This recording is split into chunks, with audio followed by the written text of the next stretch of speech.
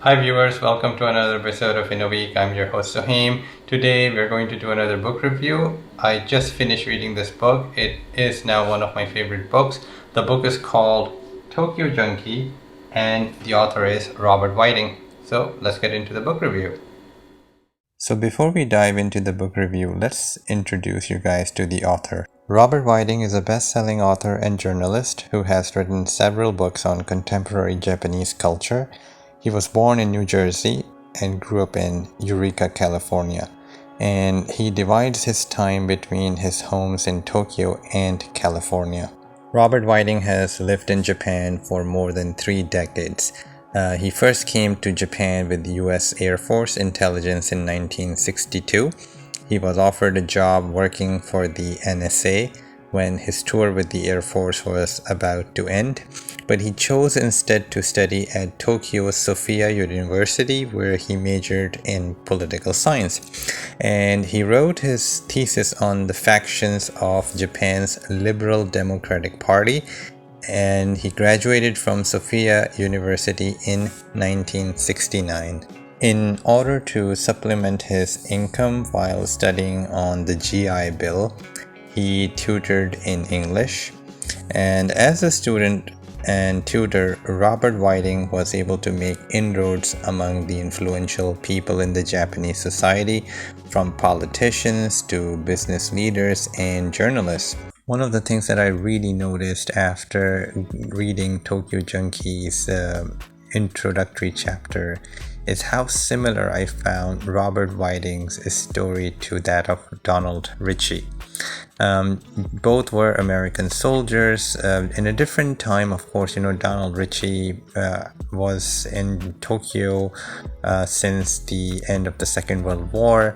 Robert Whiting, however, arrived in Tokyo in the military, but in the 1960s. But one of the things that I noticed between both Donald Ritchie and Robert Whiting is that how similar more or less their backgrounds were, and how they ended up in the same kind of passion for Tokyo, and then stayed in Tokyo to make it possibly their future home.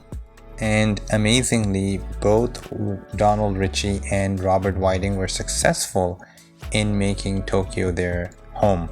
Personally, I wanted to learn about the 60s and the 70s and the 80s, in fact, about the history of Tokyo.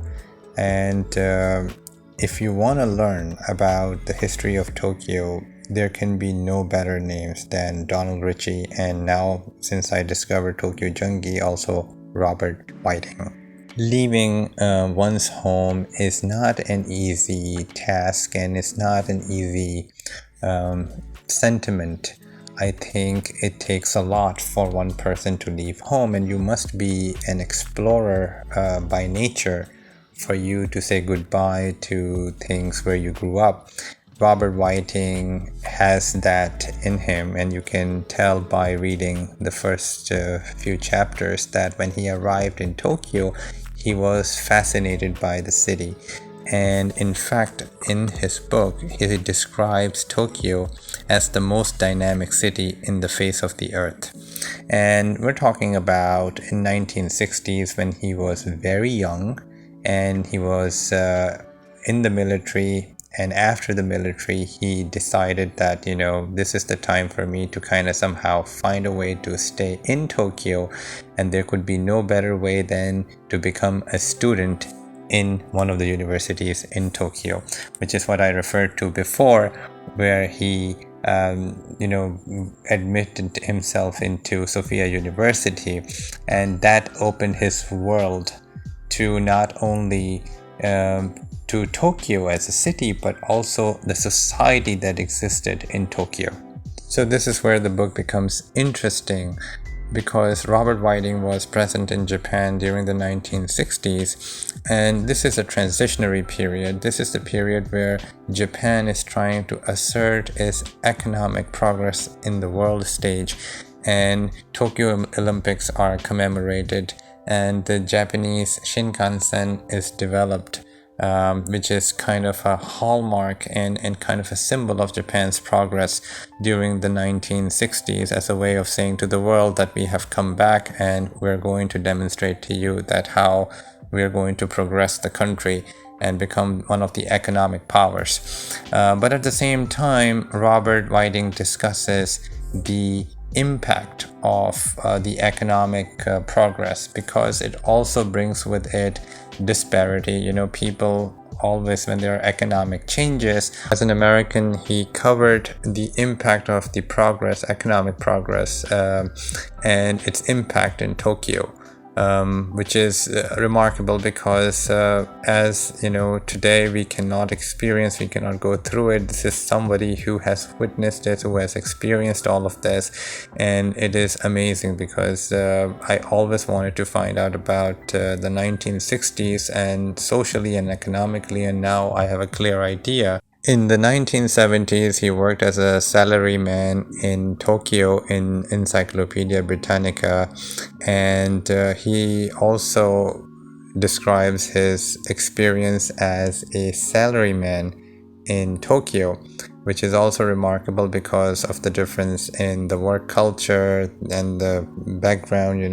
He's an American who's working as a employee in Tokyo, so you get to understand the differences in the culture, the work culture, and definitely the social differences between Americans and the Japanese, and how it impacts the work and the employees who are foreigners, and their interaction with the Japanese co-workers and bosses. The differences between the Japanese and the American work culture is also visible in his experience when he went to interview the American baseball players who were playing for Japanese teams. And in the book, he has reflected on those interviews as well, and I won't go into the details, but you guys will be able to also have a clear idea about the differences in the social understanding when it comes to the Americans and the Japanese. One of the things that I took from this book is that the American individualism is not functional in Japan.